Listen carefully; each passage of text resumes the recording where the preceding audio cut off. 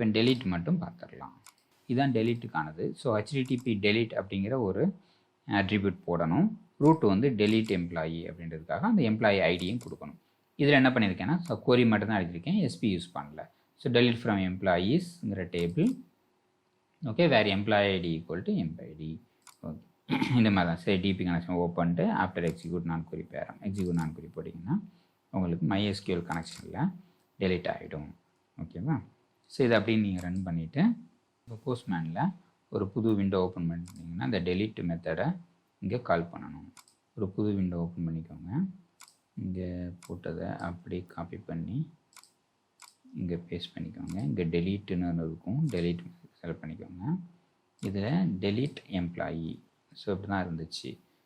Employee ஐடியை நம்ம கொடுக்கணும். எம்ப்ளாயி ஐடி ஈக்குவல் டு 1004 அப்படி இருக்க ஒன்று வச்சுருந்தோம்ல, அதை நம்ம delete பண்ணிடலாம். 1004 அப்படின்றத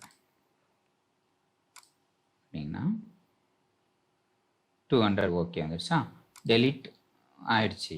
இப்போ இந்த ரிட்டர்ன் ஸ்டேட்டஸ் சக்ஸஸ்லாம் கொண்டு வரதுக்கு நம்ம இப்போ இது பண்ணல, அதெல்லாம் நம்ம அடுத்து கொண்டு வந்துடலாம். இது ஒர்க்கானாலே போதும்.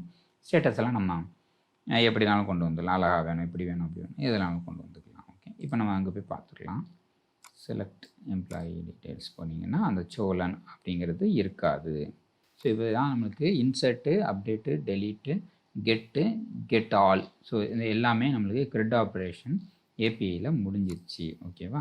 ஸோ மொத்தமாக ஒரு தடவை சேவ் பண்ணிக்கலாம்.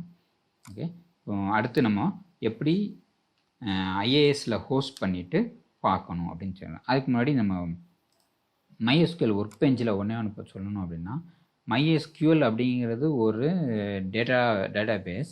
அந்த டேட்டாபேஸ் வந்து இன்ஸ்டால் ஆகும்போது ஒர்க்பெஞ்ச் அப்படின்றது அந்த டேட்டாபேஸில் உள்ள வேல்யூஸை எடுத்து காமிக்கிறதுக்கான கொரி விண்டோ. இப்போ நம்ம MSSQL இன்ஸ்டால் பண்ணோம்னா SQL இன்ஸ்டால் ஆகிடும், plus SSMS like SQL server management studio அப்படின்னு ஒன்று இருக்கும்.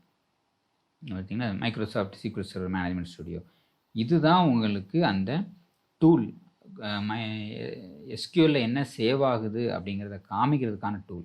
அது மாதிரி MySQLல உள்ள டூலுக்கு பேர் ஒர்க்பெஞ்ச்.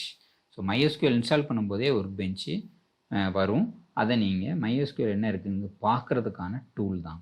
இது மாதிரி MongoDBங்கிறது ஒரு டேட்டாபேஸ். அதுக்கு வந்து காம்பஸ்ன்னு ஒன்று பை டிஃபால்ட்டாக அவங்களே இன்ஸ்டால் பண்ணுவாங்க. MongoDB நீங்கள் இன்ஸ்டால் பண்ணும்போது காம்பஸ் அப்படிங்கிறது ஒன்று இன்ஸ்டால் ஆகிடும். ஸோ அது வந்து ஒரு கொரி விண்டோ டூல் தான் அது. ஓகேவா? ஸோ ஒர்க்பெஞ்சுங்கிறது MySQL ஒர்க்பெஞ்சுங்கிறது MySQL கிடையாது, இது வந்து ஒரு டூல் அந்த மாதிரி.